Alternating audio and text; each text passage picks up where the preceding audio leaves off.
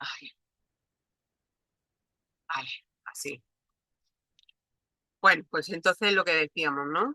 Y pongámonos a disfrutarlo, reflexionando con él, dejemos que aunque no es una presentación que nos habla de distintos aspectos, ¿no? Y no hay así preguntas que nos interpelen a nosotros, ¿no? Pero podemos de todas maneras compartir esas reflexiones que nos lleguen, ¿no? A través de la inspiración. Bueno, ¿a quién le gustaría leer este párrafo que nos pone aquí? Este prólogo. Dios. Gracias. Dice, prólogo, Lucas capítulo 1, versículo 4.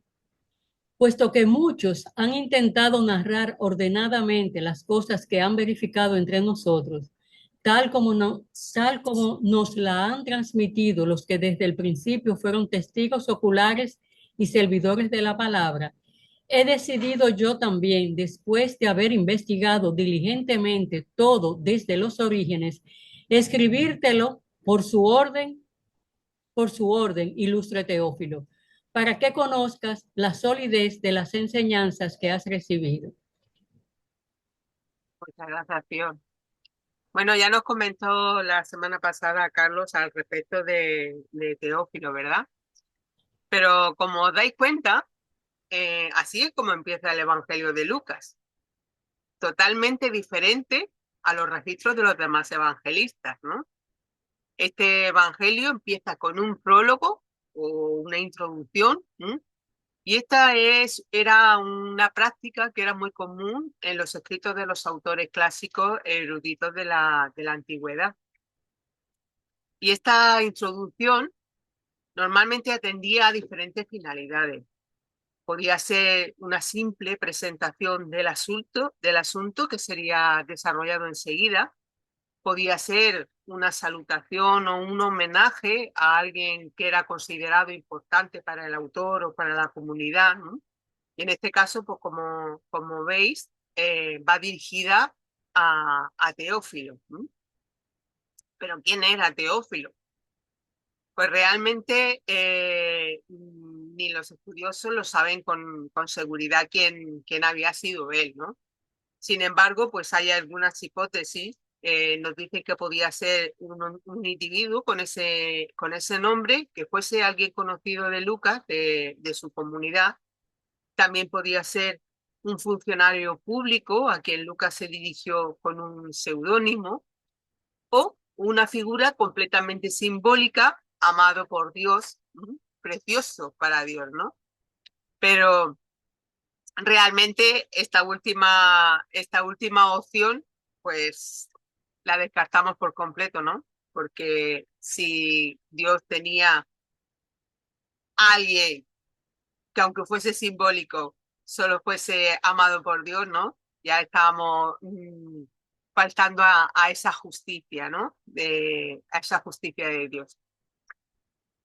Pero bueno, la Biblia de Jerusalén nos dice que Teófilo no sería un cristiano que procura confirmarse en la fe, sino que sería un alto funcionario que deseaba estar bien informado de todo lo que pasaba en la comunidad.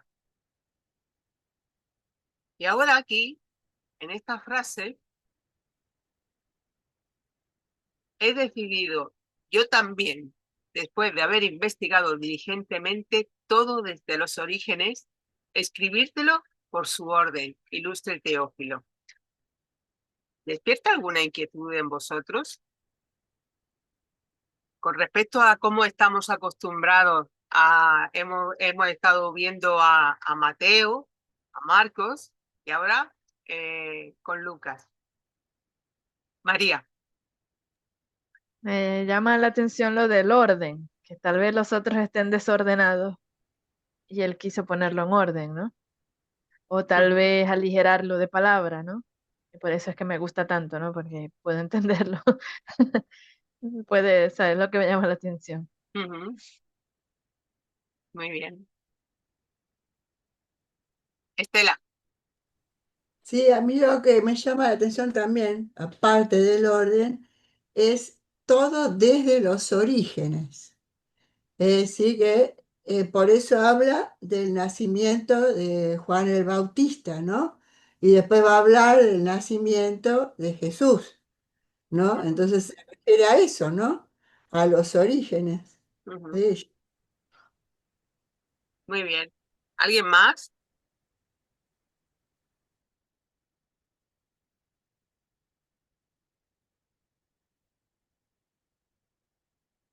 Fijaros que esta introducción que nos hace Lucas es la única entre los cuatro evangelios en la que el autor sale a escena y usa el pronombre personal yo.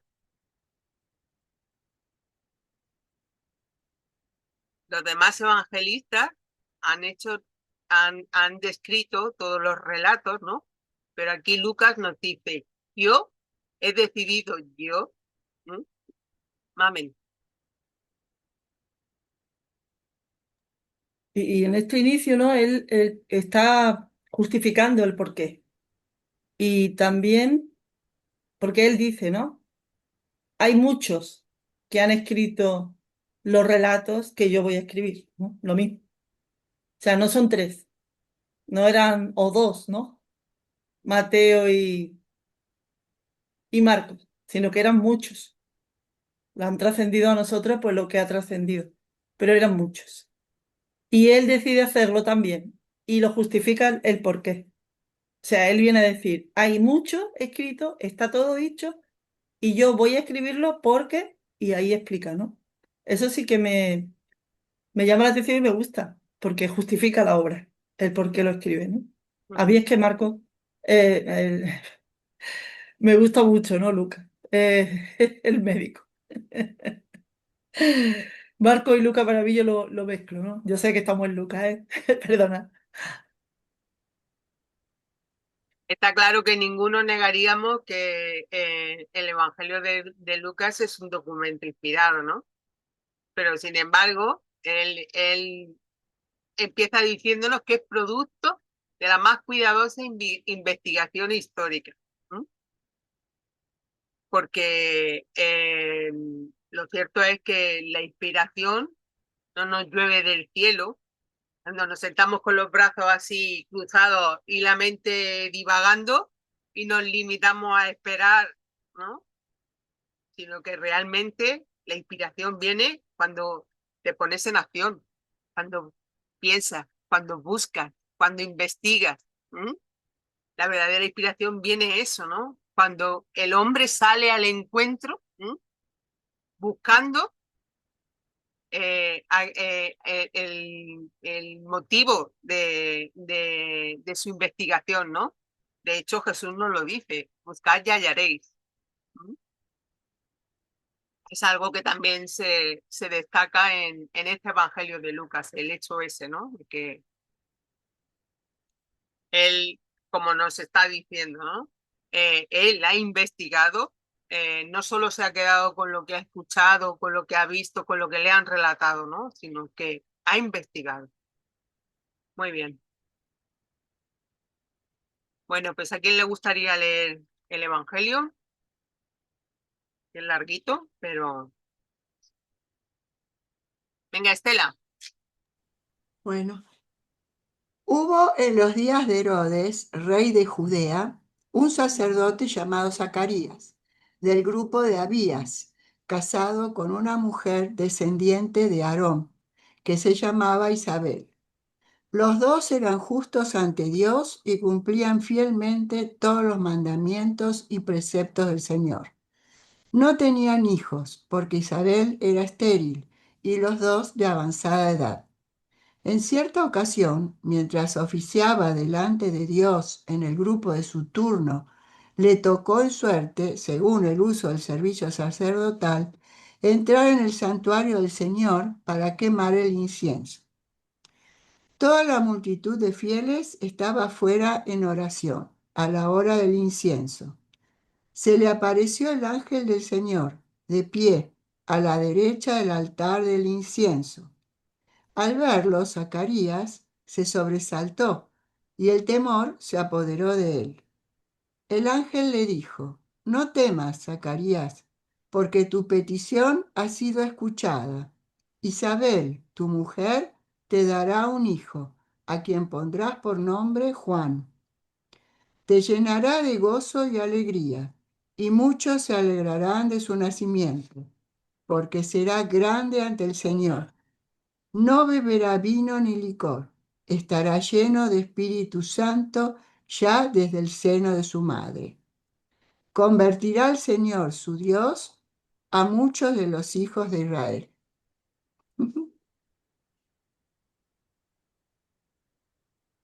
¿Continúo? Sí, sí. E irá delante de él con el espíritu y el poder de Elías, para que los corazones de los padres se vuelvan a los hijos y los rebeldes a la prudencia de los justos, para preparar al Señor un pueblo bien dispuesto. Zacarías preguntó al ángel, ¿en qué lo conoceré? Porque yo soy viejo y mujer de avanzada edad. El ángel le respondió, yo soy Gabriel, el que está al servicio de Dios, y he sido enviado para hablarte y anunciarte esta buena noticia.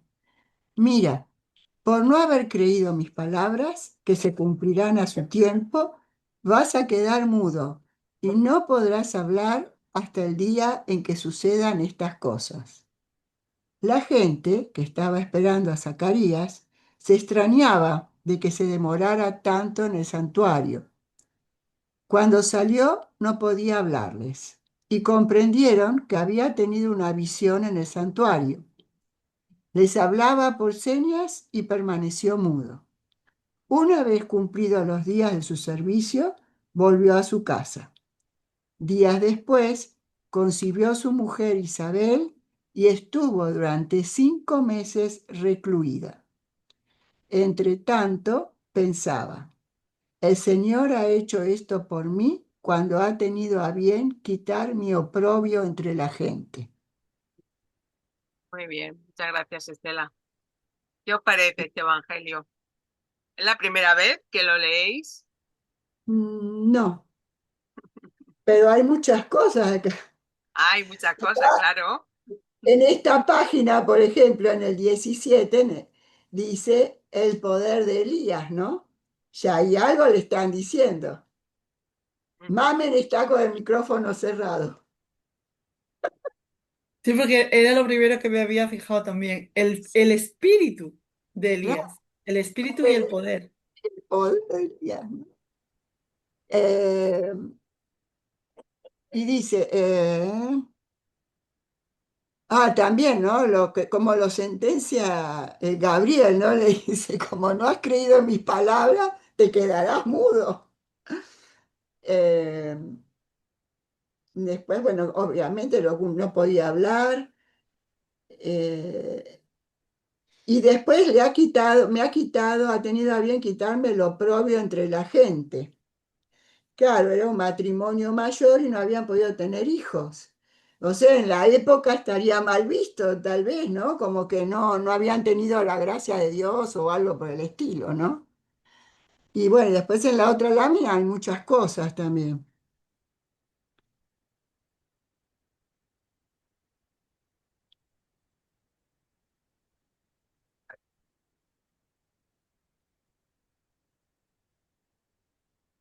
Bueno, que el papá de Juan el Bautista era un sacerdote, que los dos, tanto el padre como la madre, eran seres justos que cumplían todos los mandamientos y preceptos.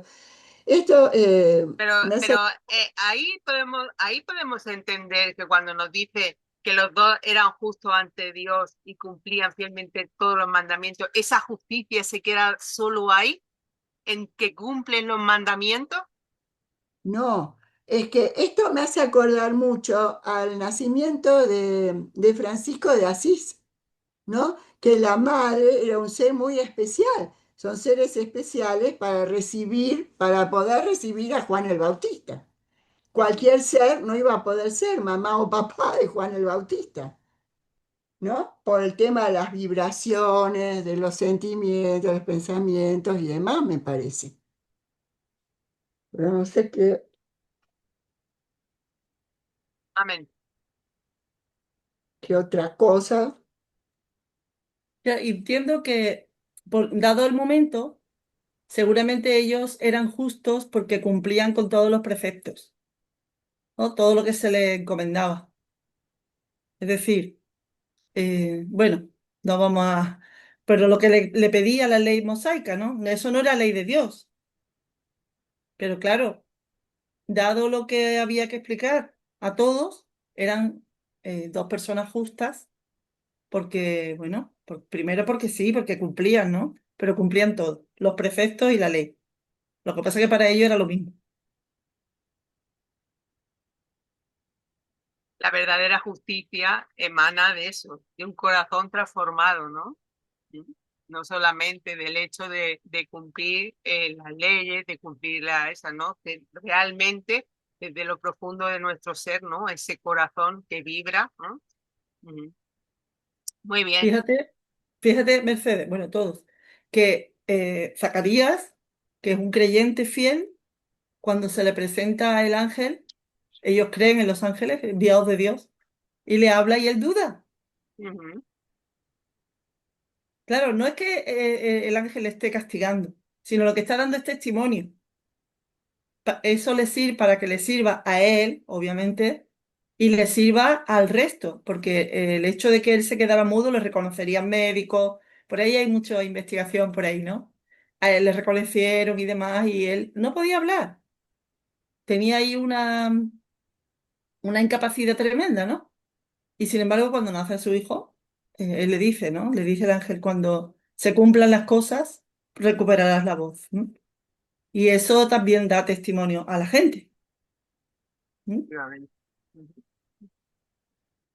Y la esterilidad y el hecho de que los dos fuesen de avanzada edad, ¿no?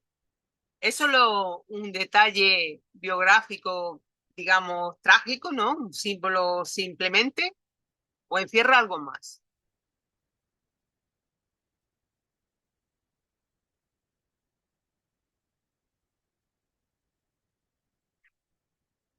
¿Qué representaría esa esterilidad?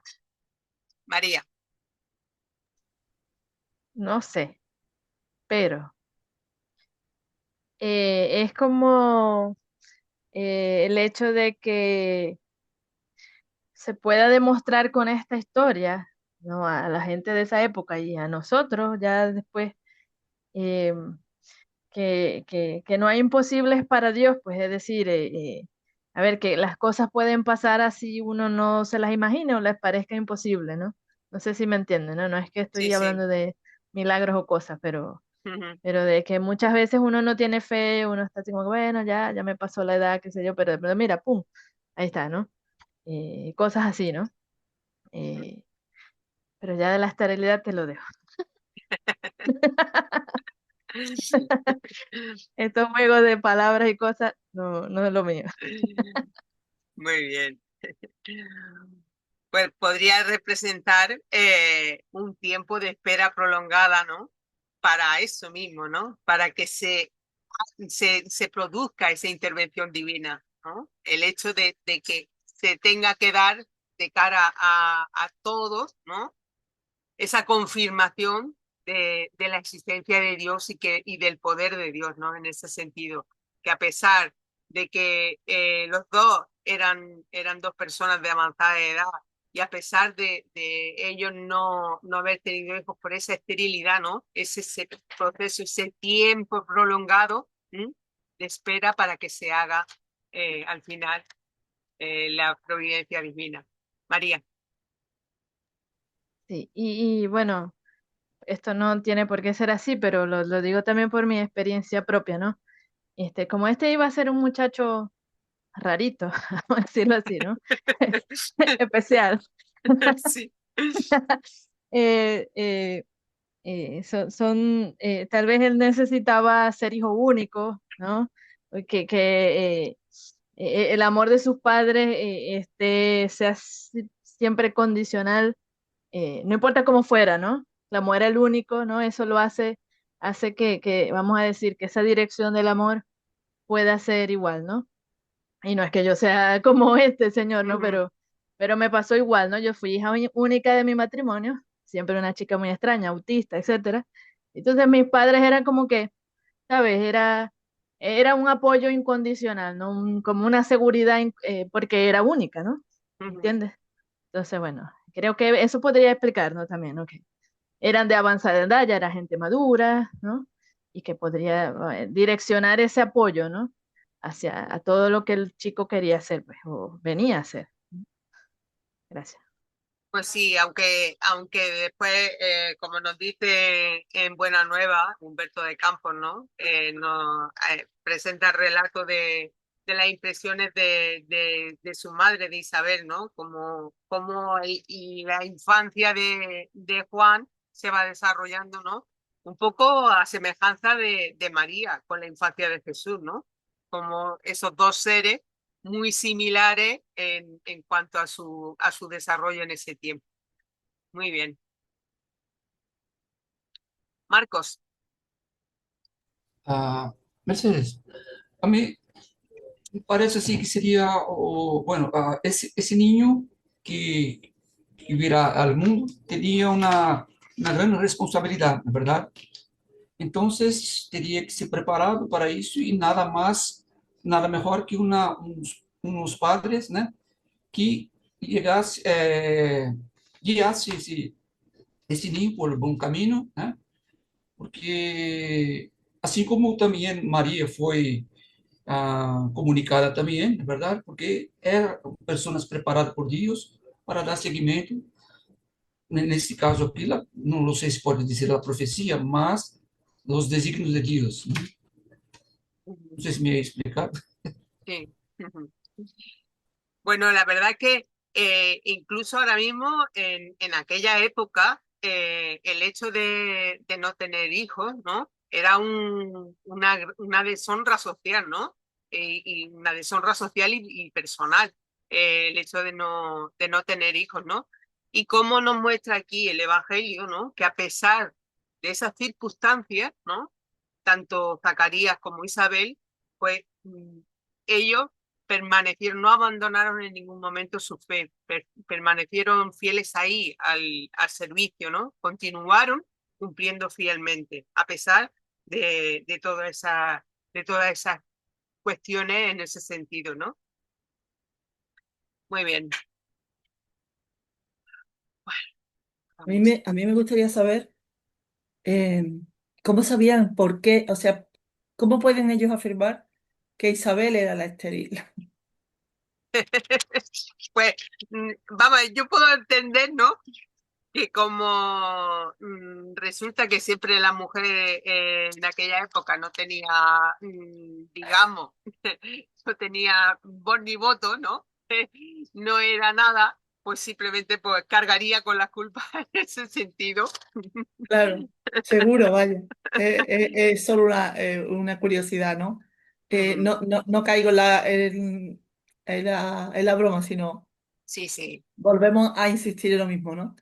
Eh, el otro día hicimos nosotros un estudio sobre las mujeres del Evangelio, ¿no? Ujú, El grupo de María Clara y yo, ¿no? Y entonces eso está muy presente, ¿no? Siempre nos pasa, no digo nos pasa porque podíamos ser hombres en aquella época, o sea, no vamos a decir tonterías, ¿no? Porque al final somos lo mismo, somos los mismos seres, ¿no? Pero es verdad que volvemos a incidir en lo mismo, ¿no? El no tener hijos es una desgracia y puede poco menos que una maldición. Eh, y la maldición era debida a la mujer, porque la mujer siempre es la que trae lo malo, ¿no? Al matrimonio. El pobre Zacarías era un sacerdote entregado a Dios y el pobrecito no repudiaba a su mujer, porque la podía haber repudiado, sí, sí, era motivo de divorcio, sí. de Ujú, no tener hijos. ¿Mm? sí, Así que la pobre Isabel, bueno, al final, mira, le pasó como a Sara. muy bien. Ahí está. Bueno, pues vamos a ver un poquito quién es Zacarías, ¿no? Bueno, pues sabemos que es el personaje principal de esta escena y sabemos que era sacerdote, ¿no? Que pertenecía a la orden de Abías. Todos los descendientes directos de Aarón, que era el hermano de Moisés, eran todos sacerdotes de nacimiento. Eso ya venía así estipulado, ¿no? Y eso hacía que hubiese demasiados sacerdotes para todos los oficios diarios, ¿no? Para los oficios ordinarios, ¿no? Entonces se dividían en 24 órdenes o secciones, ¿sí? Y ejercían todos juntos solamente en Pascua, en Pentecostés y en Tabernáculo. El resto del año, cada orden ministraba 2 periodos de una semana cada uno, ¿no? Estaban encargados dentro de esos periodos con una semana. Los sacerdotes que amaban su ministerio, como nos explica, nos pone aquí el relato de este evangelio, ¿no? Como era Zacarías, ¿no? Que amaba su ministerio, estaban deseando que les llegara esa semana de turno porque era lo más importante en su vida. Además nos dice que los sacerdotes se tenían que casar con mujeres que fueran de pura raza judía y constituía un mérito especial el casarse con una descendiente de Aarón, y resulta que Zacarías, pues, como Isabel era descendiente, pues tenía ese privilegio. Había tantos como 20.000 sacerdotes en total, así es que había casi 1 millar en cada sección y en ella pues echaban a suerte las intervenciones de los distintos miembros, ¿no? Cada vez que eso, pues tenían que echar a suerte a ver a quién le tocaba oficiar. Se hacían unos sacrificios en la mañana y en la tarde y se ofrecían por toda la nación, ¿no? Entonces se sacrificaba un cordero de 1 año sin mancha ni defecto, con una ofrenda de comida, de harina y aceite, y de bebida, de vino. Antes del sacrificio de la mañana y después de la tarde y después del sacrificio de la tarde, se quemaba incienso en el altar para que los sacrificios se elevaran, como si dijéramos que llegaran con ese perfume, que llegaran hasta Dios, ¿no? Que pudiese Dios ver, sentir ese sacrificio que se hacía, ¿no? Por ese aroma que le llegaba. Y como nos dice, ¿no? En ese echar a suerte a quien le tocaba oficiar, pues era posible que muchísimos sacerdotes no les correspondiera quemar incienso en toda la vida, porque habían tanto, pero si le tocaba en suerte, aquel día era el más grande de la vida de un sacerdote, el más deseado y esperado. Y pues, aquel día le tocó en suerte a Zacarías. Entonces, pues seguramente estaría de lo más emocionado. Pero había una tragedia en la vida de Zacarías. Su esposa y él no tenían hijos. Los rabinos judíos decían que hay 7 personas que están privadas de la comunión con Dios y la lista empezaba primeramente por un judío que no tiene esposa y después un judío que tiene esposa pero que no tiene ningún hijo. La esterilidad era causa suficiente para el divorcio. Ya lo estábamos comentando antes, no en ese sentido. Por tanto, no nos sorprendería que Zacarías, aún siendo este un momento importante para él, porque era su gran día, ¿no? Estuviera pensando en su tragedia doméstica, ¿no? Y la tuviera presente en sus oraciones. De hecho, el ángel le dice, porque tu petición ha sido escuchada. Y entonces, pues tuvo aquella maravillosa visión y recibió el gozoso mensaje de que, aunque ya había perdido toda esperanza, pues le nacería un hijo. El ritual era que se quemaba el incienso y se hacía la ofrenda en el atrio más interior del templo, el atrio de los sacerdotes. Y mientras se ofrecía el sacrificio, pues la congregación se agolpaba en el siguiente atrio, que era el atrio de los israelitas. Luego el sacerdote que había oficiado el sacrificio de la tarde tenía el privilegio de salir a la barandilla que separaba ambos atrios para bendecir desde allí a todos los que estaban allí presentes. Por eso la gente se sorprendía al ver que Zacarías tardaba tanto en salir, ¿no? Pero cuando por fin apareció, pues no podía, no podía expresar de forma hablada esa bendición, ¿no? No podía hablar. Y la gente pues comprendió pues que había tenido una visión. Fijaros, ¿eh? En ese sentido, digamos que también era algo cotidiano en ese sentido, ¿no? Porque enseguida lo vemos que no puede hablar y enseguida lo atribuimos al hecho de eso, ¿no? De que ha tenido una visión que lo ha impactado y se ha quedado ahí sin voz. Y así, en un deslumbramiento inefable de gozo, pues Zacarías terminó su semana de servicio, se marchó a su casa y entonces empezó a hacerse realidad el mensaje de Dios e Isabel se dio cuenta de que iba a tener un niño. Fue en la casa de Dios donde Zacarías pues recibió el mensaje de Dios, ¿no? Bueno, como hemos estado viendo ahí un poquito ya, este evangelio del anuncio del nacimiento de Juan el Bautista nos presenta tres importantes informaciones que merecen ser destacadas, ¿no? Y ya habéis dado ahí pinceladas en alguna de ellas, ¿no? Aquí cuando nos dice en el Evangelio, dice, el ángel le dijo, no temas, Zacarías, porque tu petición ha sido escuchada. Isabel, tu mujer, te dará un hijo, a quien pondrás por nombre Juan. Convertirá al Señor su Dios a muchos de los hijos de Israel e irá delante de él con el espíritu y el poder de Elías para que los corazones de los padres se vuelvan a los hijos y los rebeldes a la prudencia de los justos para preparar al Señor un pueblo bien dispuesto. ¿Qué le está anunciando aquí?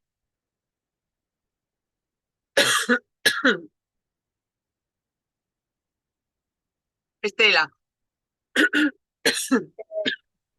Acá le está anunciando que le va a preparar, sin decir Jesús, ¿no? Ni nada de eso, que está preparándole el camino a Jesús, ¿no? Porque dice, para preparar al Señor un pueblo bien dispuesto. Bueno, eh, le dan el nombre que le tienen que poner a Juan, convertirá el Señor su Dios, convertirá a Dios a muchos de los hijos de Israel, y es verdad, es lo que hizo, ¿no? Juan Bautista. Y después irá delante de él con el espíritu y el poder de Elías, lo que habíamos dicho antes, ¿no? Ya está anunciando que él ha sido Elías, ¿no? El espíritu y poder de Elías. Y Está anunciando después, eso. Ujú. sí, que los corazones de los padres se vuelvan a los hijos, los rebeldes a la prudencia de los justos, ¿no? Es decir, eso, preparar el camino, apaciguar al pueblo, llevarle instrucción moral, disponerlo bien para la llegada del Cristo. Ujú. Amén. Y tiene la delicadeza o el detalle que no debemos olvidar, ¿no? Isaías, cuando anuncia al Cristo, anuncia que será, que a Elías había de ir, ¿no? Por delante. Entonces, por eso Jesús hace tanto énfasis después cuando anuncia que Elías ya había venido y que era el espíritu de Elías y demás. Porque él lo que viene es como cerrando las profecías, ¿no? De Isaías y los demás profetas que anuncian la venida del Mesías. Es Ujú. que es, la verdad que es maravilloso, ¿no? Es que no, como decimos siempre, ¿no? No da puntada sin hilo. Es increíble. Bellísimo. María. Sí, es bellísimo. Y está también el detalle de que se ve más adelante, que es del nombre Juan, ¿no? Que Sí, ya también se le anunció su nombre y que pues Incluso, bueno, ya después cuando vengamos a esa Mm. parte, sí. No voy a hacer spoiler aquí. No, puedes comentar, no te preocupes. No, eso a ver, aparte de que evidentemente ya esto era un espíritu preparado para lo que venía a ser, ¿no? Y ya tenía su nombre, ¿no? También era para él una especie fue una especie de prueba, ¿no? Para él y para el pueblo, ¿no? Como que sí, fue una revelación que incluso hasta el nombre se lo dijeron, un nombre que no tenía que ver con su familia, ¿no? Ujú, Juan, ¿no? Que era el primero con ese nombre, ¿no? En todas sus generaciones. Mm. Entonces, eso. muy No sé si bien. estoy inventando, pero bueno. No, está bien, está bien.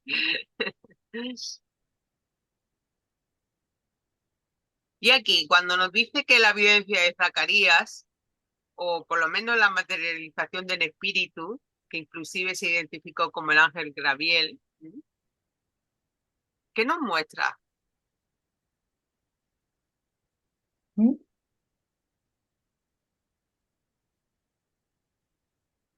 Pior. Sí, una manifestación física. Ujú.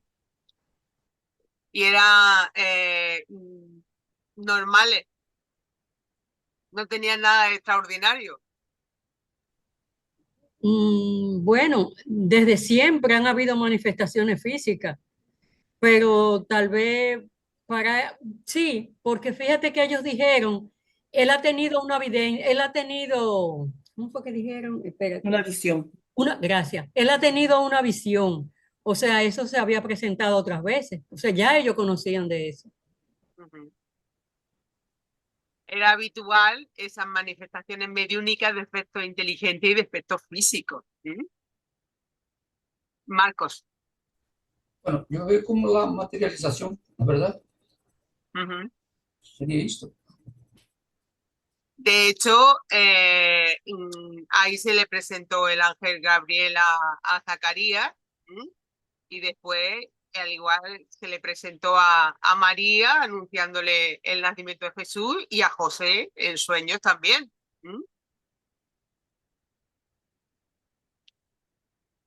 Aquella mediunidad onírica. Esa nos Ujú, tocó, me parece que fue a Olga y a mí, con Mateo. claro. No era algo esporádico, ¿no? Sino que realmente todo, dentro de todo ese proceso, ¿no? De la llegada de Jesús, está todo envuelto en hechos mediúnicos, ¿no? Lo que nos muestra eso, ¿no? Que la mediunidad eh, eh, es algo inherente al ser humano, entonces no es de ahora, es de todas, de siempre, desde que existe, desde que existimos, ¿no? En ese sentido. Muy bien. Y bueno, pues la necesidad de que Juan el Bautista llevara una vida de renuncia y devoción para cumplir fielmente la misión que le fue destinada, ¿no? Eso es lo que le dice el ángel a Zacarías, ¿no? La reencarnación de Elías era uno de los grandes profetas hebreos, como Juan el Bautista. No se resumía a ser el precursor o el preparador de los caminos de Cristo, que ya de por sí eso es una extraordinaria misión, ¿no? Existe además otras implicaciones, ¿no? Porque como comentaba antes Mamen, con Juan el Bautista se cierra el ciclo de los profetas hebreos. ¿Sí? Con este profeta se cierra ese ciclo, ¿no? Y Juan Bautista debería pasar además por la reparación, ¿no? Por la reparación espiritual de haber mandado degollar a los sacerdotes de Baal cuando era Elías, ¿no? Por eso es posible y por eso es el fundamento, ¿no? de que haya sido educado por sus padres de esa forma austera y frugal, ¿no? Preparándolo para ejercer ese ministerio, ¿no? Como nos indica nos indicaba en el versículo 15, ¿no? Porque será grande ante el Señor, que no beberá vino ni licor, y estará lleno del Espíritu Santo ya desde el seno de su madre. Estela. También la muerte de Juan el Bautista, ¿no?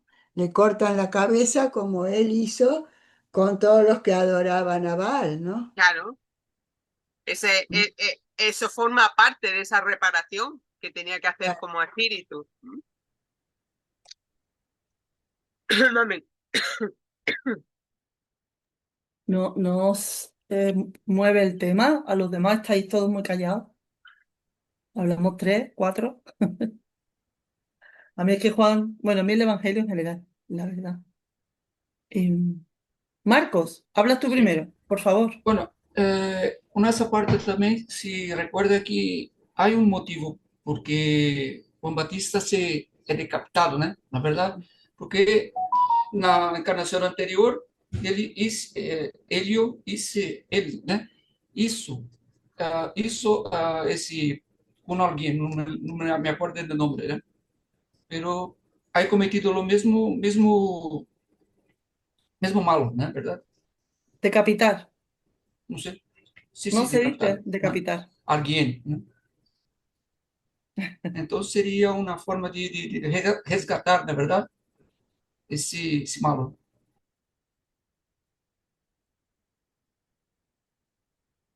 Decía que eran 400 sacerdotes de Baal. No sé si me equivoco, pero aquello fue impresionante. Sí, yo quería resaltar también que Estela estaba hablando. Eran 400 Eso, ¿verdad? de Sí, Baal. eso es. Sí, resaltar también, ¿no? Que Juan tiene la educación que trae, tiene los padres adecuados, ¿no? Son dos personas mayores, que no es lo mismo tener unos padres de 20 años que tener hombre, unos padres mayores, habría que ver a lo que le llama la Biblia padres mayores, porque a lo mejor eran padres de 30 años, ¿eh? O de 35 como máximo, no lo sé, porque ten en cuenta que la esperanza de vida era otra diferente que la que tenemos ahora. Eso por un lado, pero por otro lado yo creo que Juan, por lo que hemos leído en los evangelios, Juan traía la historia, Jesús dice, es el hombre el más grande, ¿no? O sea, nacido de mujer es el hombre más grande que hay en la tierra. O sea, que Jesús diga eso, que moralmente es un espíritu obviamente muy elevado. Entonces él viene con la idea clarísima, él no necesita nada. Él le da igual que le critique, le llamaban loco, que estaba loco, porque imagino que la compañía espiritual, su vivencia del mundo espiritual debía ser tan tremendo que él hablaría y la gente diría, está loco, está hablando solo, ¿no? Por ejemplo, pero porque la misión que traía era muy importante, naturalmente, y no se le podía encomendar a un hombre solo. Yo entiendo que lo que conocemos de la mediunidad y del espiritismo, ¿no? En general, que cuando alguien trae una misión, obviamente no viene solo, viene con una compañía espiritual tremenda, ¿no? Y está marcando el paso al que va a venir, ¿no? Al Mesías, al maestro, ¿no? Co-creador del planeta, él debía ser, y él traía muy claro, ¿no? Le daba igual todo, que le pegaran, que no le pegaran. eh, y nos fijamos también que él venía en una secta, no sé si lo va a hablar después, Mercedes, No, no, de la sigue, secta a la que continúa. pertenece. Bueno, pues que él tiene una educación muy rígida, comidas muy frugales, no tiene ninguna diversión, no bebe alcohol. Pertenece a una secta con la connotación de secta como de sección, no secta como se conoce ahora, sino una parte, ¿no? del judaísmo que eran los nazareos. ¿Os acordáis cuando hablábamos de eso? Con Mateo y demás. Recuerdo más Mateo porque se lo dimos nosotros también, con el Bautista. Entonces por eso lo tengo súper bien, ¿no? Sabes que cuando te toca algo, eso se te queda, ¿no? Pero Bárbara es un personaje que, bueno, pues él pertenece a esa secta, igual que Sansón, ¿os acordáis? Que no se cortaban el pelo y no andaban, bueno, pues lo normal en un hombre de la época, ¿no? Endurecido, embrutecido. Entonces, claro, eso favorecía esa educación y que no fuera anormal en un hombre que no se case, que no beba, que no vaya bueno, pues a lugares donde hay mujeres, donde pueda desarrollar libremente su lujuria y demás. En fin, Juan es apasionante. Ya está. ¿Un comentario más?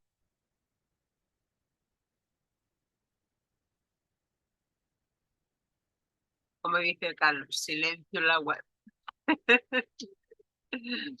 Bueno. Bueno, pues Humberto de Campos, ¿no?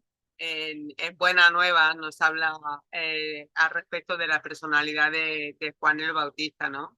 Y además nos dice que como afirmaría Jesús más tarde, ¿no? El mayor de los nacidos de mujer, ¿no?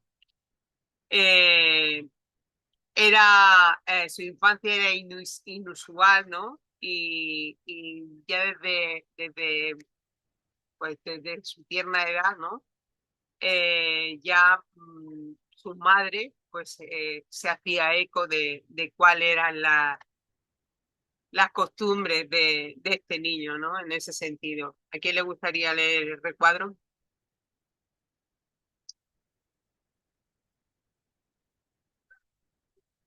Pior.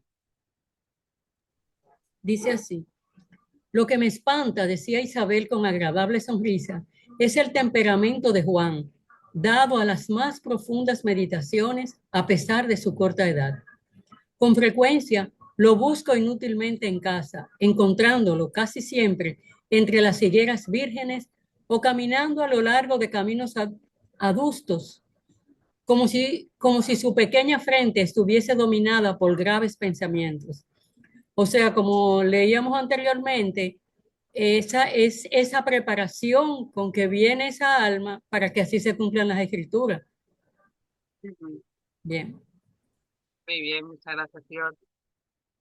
¿Algún comentario que queráis hacer más al respecto? Y nosotros de niños, ¿cómo ha sido nuestra infancia? Estela. Y todo lo contrario, el juego, la compañía de amiguitos, todo eso, ¿no? Es impresionante. Profundas meditaciones a pesar de su corta edad, ¿no?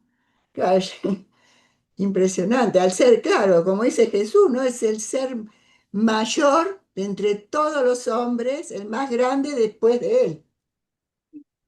¿Qué podemos esperar? ¿Qué menos se puede esperar de este ser, ¿no? Y siempre meditando, caminando a lo largo de caminos, ¿no? Como si su mente estuviera dominada por graves pensamientos, ¿no? Estaría en comunión con la espiritualidad, supongo yo. Estaría compartiendo sus pensamientos con la espiritualidad. Es hermosísimo este ser también. Consciente de cuál era su compromiso para esa encarnación. ¿Mm? Ya tenía esa responsabilidad dentro de él. Ujú. Muy bien. Bueno, pues aquí cuando ya alcanza la edad adulta, pues adopta un estilo de vida muy diferente de lo que se observaba entre los habitantes de aquella época, ¿no? Incluso entre los sacerdotes y los religiosos, ¿no? Siendo un profeta, ¿no? Se distinguía, ¿no? Por totalmente opuesto a lo que era el uso normal, ¿no? Venga, ¿a quién le gustaría leer este recuadro?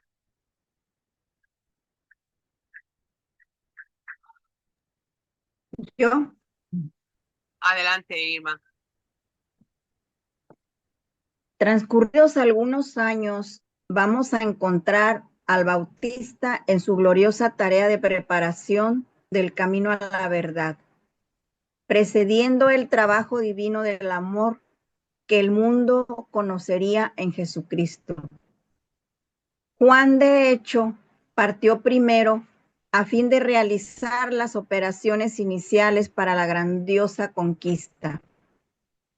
Vestido con pieles y alimentó miel salvaje, esclareciendo con energía y dejándose degollar en testimonio a la verdad, él precedió al testimonio la lección de la misericordia y de la bondad.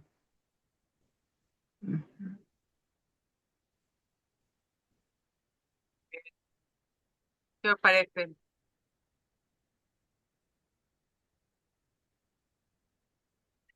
Pues ya traía, o sea, pues sí, ya venía preparado. Ahorita que estaba viendo la otra imagen de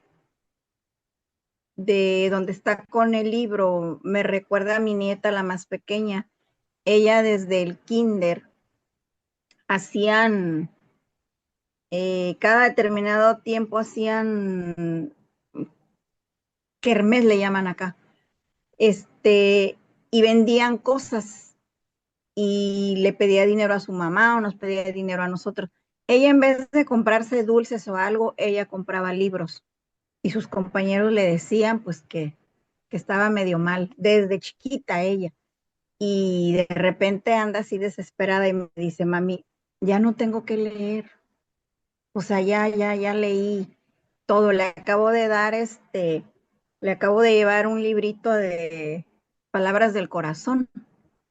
Y pero ella, en vez de comprar juguetes, porque vendían juguetes, vendían dulces, vendían comida, ella se compraba libros. Y cuando entró a la primaria, de repente de la dirección de la escuela sacaban, como que hacían limpia en la biblioteca y sacaban una mesa con libros y el alumno que quisiera llevarse los libros que quisiera, creo que ella se los traía a todos. Y el encargado le decía, Madi, vamos a sacar libros para que te estés atenta. Y ella siempre, o sea, con los libros. Y ahorita me recordó eso de Juan el Bautista. Ya traemos nuestras inclinaciones, ¿no? De aquello que nosotros tenemos que trabajar y que proyectar en esta experiencia de vida, ¿no? Y entonces es como el hecho de muchas veces cuando nos cuestionamos, ¿no? Y es que el olvido del pasado, es que yo no recuerdo lo que hice, lo que fui y no sé cuál es mi propósito, ¿no? En esta existencia, ¿no? Pero si somos observadores en nosotros mismos, vemos cuáles son nuestras tendencias, vemos cuáles nuestras inclinaciones, ¿no? Y ahí podemos extraer un poco el hilo, ¿no? Y saber realmente cuál es nuestro objetivo y poder tenerlo claro y enfocarlo y dirigirnos hacia él, ¿no? En ese sentido, ¿no? Muy bien. ¿Algún comentario que queráis hacer más al respecto de esta diapositiva? Estela. Sí, yo pienso en el mundo espiritual que lo acompañaría a él, ¿no? Y también al mismo tiempo toda la oposición del mundo inferior que habría alrededor, Ujú. ¿no? Pero un ser de una fuerza y de una fe impresionantes, enormes. Cuando el ángel le decía a Zacarías que te llenarás de gozo y de alegría, luego cuando Zacarías lo viese aquí en esos momentos, ¿no? Realmente sería para él ese Sí, momento de gozo y de alegría. claro, porque él sabía para qué venía su hijo también. Ujú. Sí, No se daría, no daría lugar a esas equivocaciones, un poco como cuando con la venida de Jesús, ¿no? El hecho de que pensaban que el Mesías que iba a venir iba a ser el revolucionario, el que iba a empuñar la espada, ¿no? Y tal. Y en ese sentido era todo lo contrario, ¿no? Empuñaba la espada, pero la espada del amor, ¿no? Y lo mismo pasa con Juan, ¿no? Que no era ese bienestar mundano, ¿no? Que iba a traer la alegría, pero de distinta manera, ¿no? Como nosotros pensamos siempre. Muy bien. ¿Algún comentario que queráis hacer más? Bueno, pues vamos para la siguiente. Esta nos lo habla Amelia Rodríguez en las primicias del reino. Nos habla un poquito más al respecto de Juan. ¿A quién le gustaría leerla? ¿Puedo? Adelante, María. Dice, todo en su vida transcurrió de un modo inusual. La cuna le fue ofrecida en circunstancias trascendentales. Sus padres lo recibieron cuando ya no lo esperaban. Conocía el hecho narrado por el propio Zacarías. Después, al ir hacia el desierto, se vistió como el antiguo profeta Elías. Una piel de camello en el cuerpo, alrededor de los riñones, un cinturón de cuero. Comenzó su ministerio sobre el año 15 del imperio de Tiberio César, siendo Poncio Pilatos gobernador de Judea y Herodes Antipas tetrarca de Galilea. Descendió las mesetas rocosas y duras de Pereira y llegó a Betábara, cerca de la desembocadura del Mar Muerto, donde el Jordán proporciona un vado de fácil acceso para las caravanas, y allí comenzó predicando y lavando las impurezas con el agua del río. Sin embargo, esperaba a aquel que guiaría a los hombres, marcándolos con el fuego de la verdad, la señal de la vida eterna.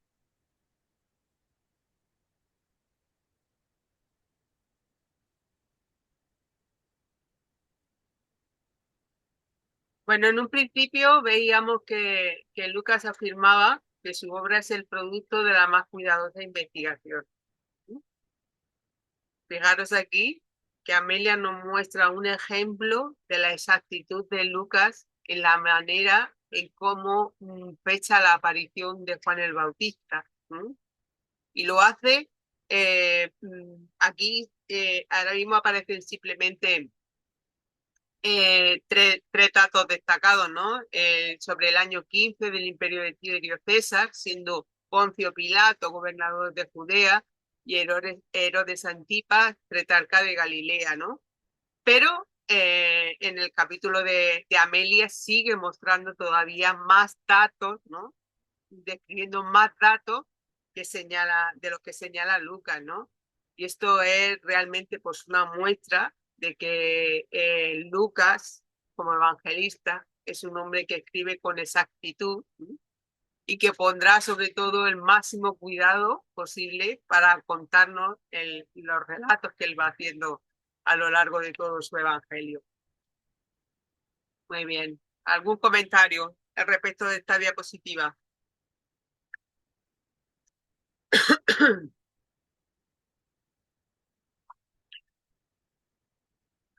Pior. Mercedes, se pudiera pensar, déjame ver dónde era que lo leí. Ah, ok. Aquí cuando dice, Ariel hacia el desierto, se vistió como el antiguo profeta Elías. O sea, sería una intuición que recibió de su existencia pasada. ¿Se pudiera decir? O sería una inspiración. Son las reminiscencias que traemos, ¿no? Ujú. De lo que hemos sido y de la trayectoria que tenemos que seguir, ¿no? Y eso evidencia y digamos que certifica ante los demás que realmente es Elías, Juan el Ok, la Bautista, confirmación. sí. Ok, ok, gracias.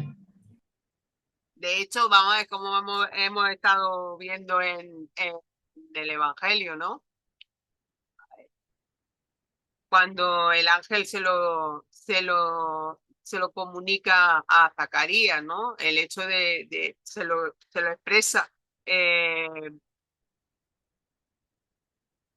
ay, aquí. Se lo expresa de manera clara.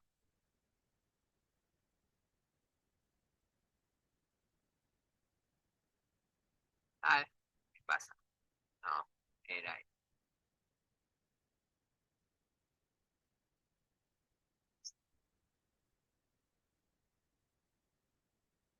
cuando le dice, e irá delante de él con el espíritu y el poder de Elías, ¿no? Le está diciendo ahí que Juan es la reencarnación de Elías, ¿no? Tiene todo su poder, ¿no? Entonces, luego, como Juan el Bautista se diferencia, ¿no? Pero muestra evidencias de que es la reencarnación de Elías, ¿no? Para que eh, todas las profecías que había se fuesen cumpliendo en ese sentido.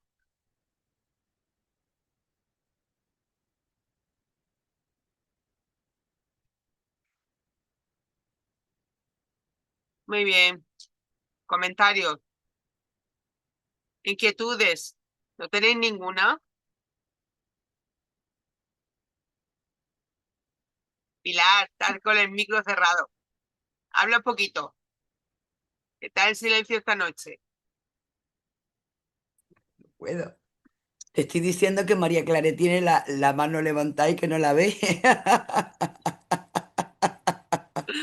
Pero bueno, voy a dejar que hable María Claret y después hablo yo o hablo yo, lo que tú quieras, lo que queráis. Va tú primero, que ya yo he hablado mucho y lo mío es como más. Bueno, a mí me conmueve, la has quitado ahora mismo, ¿no? Pero, porque nada más que os veo a vosotras, pero me conmueve mucho de cómo él empieza a ayudar a la gente a limpiarla, a limpiarle su espíritu, pienso yo ahí, y al mismo tiempo a la llegada de Jesús, que para él es lo importante y para eso está allanando el camino. Y hay otra cosa que hoy me he dado cuenta, fíjate, con todos los días que llevo aquí en el Evangelio que es el Evangelio, está, dice, para sentirlo, para vivirlo y para... Antes hay otra palabra. Y me conmueve, es verdad. El El- Evangelio tenemos que llevarlo a rajatabla, es importantísimo en todo esto para Jesús y para sentir, porque es que, ¿sabes qué pasa? Que yo no tenía ganas de hablar para no decir muchas tonterías, pero, pero, pero a mí la verdad es que me conmueve mucho el Evangelio. Muchísimas gracias. tonterías no se dicen ninguna. Aquí el lema del Evangelio Redivivo lo encontramos en el libro Renuncia, que lo dice Alcione, que se juntaban cada noche a meditar en torno a un versículo del Evangelio. Y esos versículos daban incluso para mucho, ¿no? Y entonces ella nos dice, nos da este lema, ¿no? Que el mensaje de Cristo necesita ser conocido.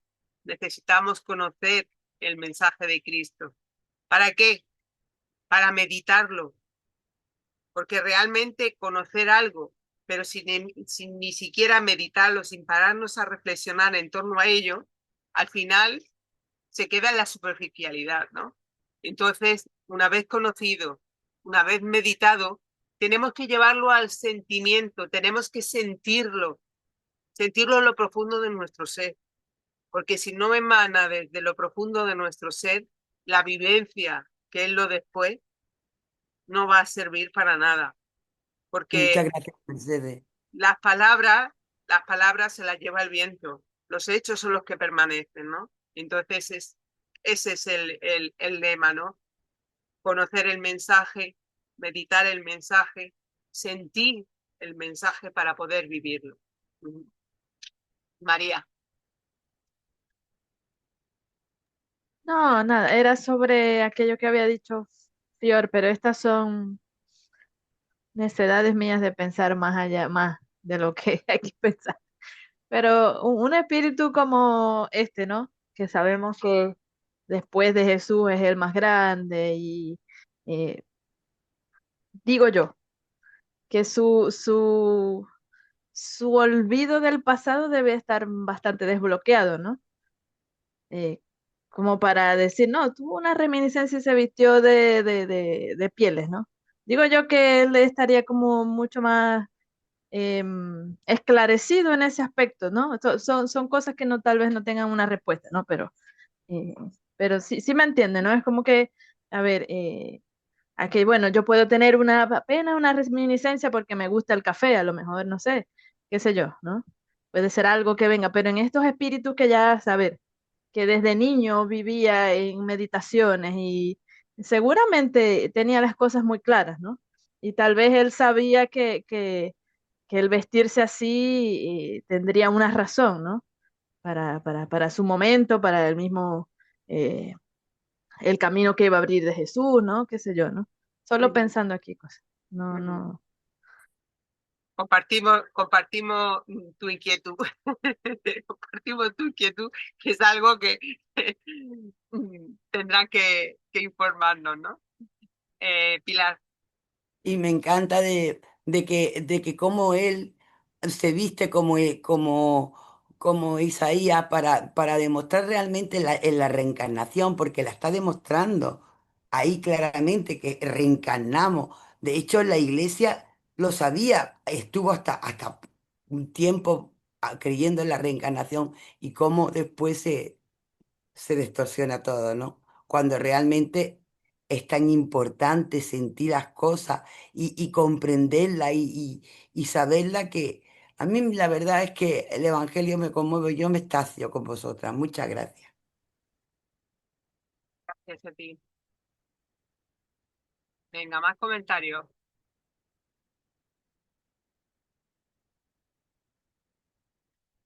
No sugieren más inquietudes ni más comentarios al respecto de Juan.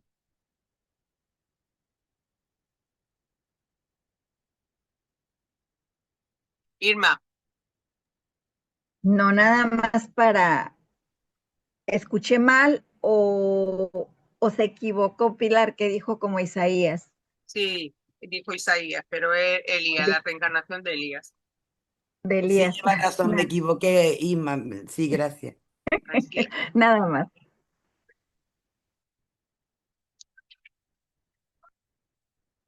Bueno, pues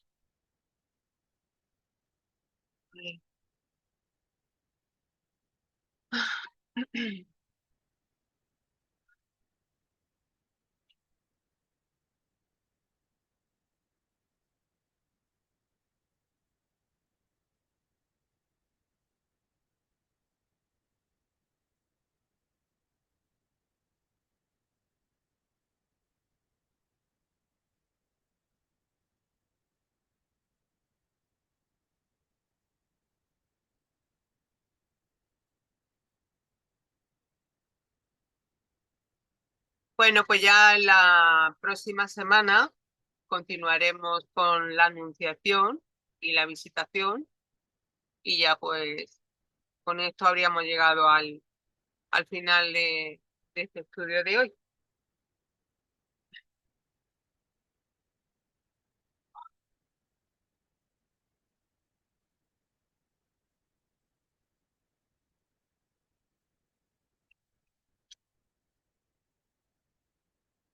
Sí, estoy liada yo con los botones.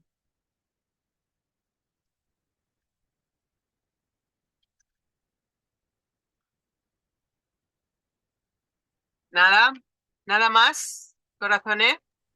Darte las gracias solamente. No, no, gracias a mí no. Gracias a todos porque realmente se construye entre todos, aportando con las aportaciones que hacemos todos. Nosotros simplemente como facilitadores tenemos la disposición de poneros ahí el texto. Ya luego es las reflexiones de cada uno lo que lo enriquece. Por eso, gracias a todos que realizamos el trabajo.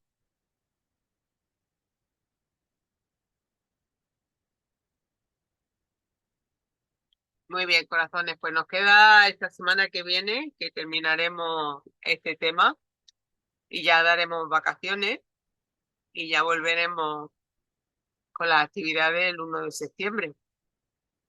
Y de nuevo pues retomaremos a Lucas. Mientras tanto, en el verano, pues aprovechemos para leernos el Evangelio de Lucas, para saborearlo, para que luego cuando volvamos en septiembre, pues tengamos la cabeza y el corazón lleno de Lucas y podamos compartir entre todos ¿m? Las reflexiones a las que hemos llegado en el verano. ¿Vale? Bueno, pues agradeceros a todos vuestra participación, vuestra colaboración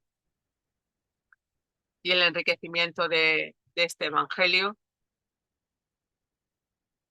y vibramos para que Jesús llene nuestros corazones con su amor.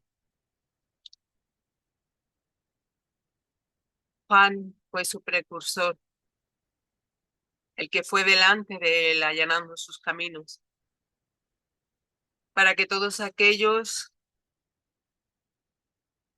lo anhelasen, lo esperasen, lo comprendiesen. Y sin embargo, llegamos al momento de crucificarlo. Pues amado y divino Maestro, que ahora que con el paso de los siglos hemos ido madurando, hemos ido evolucionando, tenemos nuevas perspectivas del conocimiento, sabemos de la necesidad de ir trabajando en nosotros esa reforma interior para poder llegar a ser esas cartas vivas del Evangelio al que tú nos invitas. Que podamos sentir en nuestros corazones esa misericordia divina, ese amor con mayúsculas que tú nos ofreces, para poder compartir con todos aquellos hermanos en estos tiempos difíciles que atravesamos, para poder llevarlo a esos rincones donde el sufrimiento y el dolor se hace patente cada día. Tu evangelio de amor que llene cada rincón donde abunda la sombra y que pueda esclarecer con tu luz. Para eso, nosotros como trabajadores a tu servicio, debemos estar dispuestos, Maestro, pues fortalece nuestros corazones para que podamos cumplir con esa tarea, para que al igual que Juan, podamos ir allanando tus caminos, para que después puedas llegar al corazón de todos aquellos que sufren y llenarlo de amor. Vibramos por aquellos compañeros que no han estado con nosotros, que también reciban estas caricias. Y cerramos aquí el encuentro de hoy, buscando que aquellos que vamos a descansar podamos reunirnos en esas esferas para continuar trabajando, para continuar instruyéndonos y que después podamos unirnos al resto en un abrazo, fundirnos en esa caricia amorosa que nos reúne en torno a ti. Damos gracias y que así sea. Muy bien, corazones. Pues mañana recordaros que es el último debate. Mañana es viernes. Debate, no. Ay, A perdón, ver, tenemos coloquio. Se me ha cambiado. Ay. Pero Coloquio. luego están los jóvenes y luego está el seminario. O sea que